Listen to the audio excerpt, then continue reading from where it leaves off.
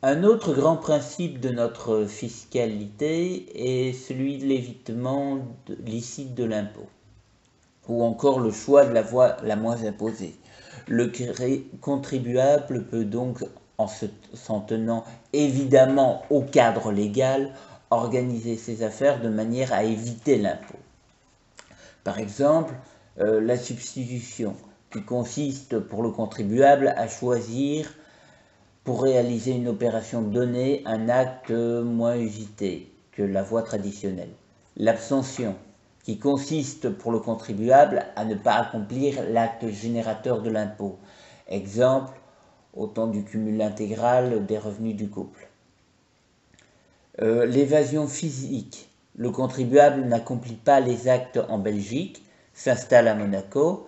Cela constitue une évasion évidemment physique, mais c'est tout à fait licite. Alors, je vais me demander où se situe la frontière entre l'évitement licite et la fraude fiscale. Pour qu'il y ait fraude fiscale, il faut nécessairement une violation de la loi. Pour que cette fraude soit pénalement sanctionnée, il faut en outre que l'acte posé relève d'une intention frauduleuse. Dans le cas contraire, lorsque la faute n'est pas intentionnelle, par exemple, quand le contribuable ignore de bonne foi qu'il enfreint la loi, l'infraction sera seulement de nature administrative. Il y aura une pénalité qui signifie un accroissement de l'impôt, mais ce sera tout. Parce qu'en cas de fraude fiscale, il faut le savoir, on risque la prison, puisque ça relève du pénal. En résumé, il n'y a ni simulation prohibée à l'égard du fisc, il n'y a pas fraude fiscale.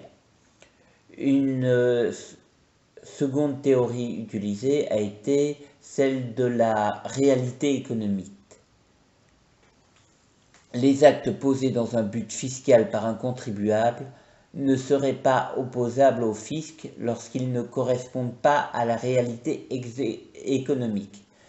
L'exemple type est celui d'une société A en déficit qui absorbe une société prospère B, les deux dépendant évidemment des mêmes actionnaires. Le but est que les pertes antérieures accumulées par A puissent être déduites des bénéfices ultérieurs par l'absorption et l'activité de B. On comprend que dans la réalité économique, une société au bord de la faillite éteinte n'absorbe pas une société rentable.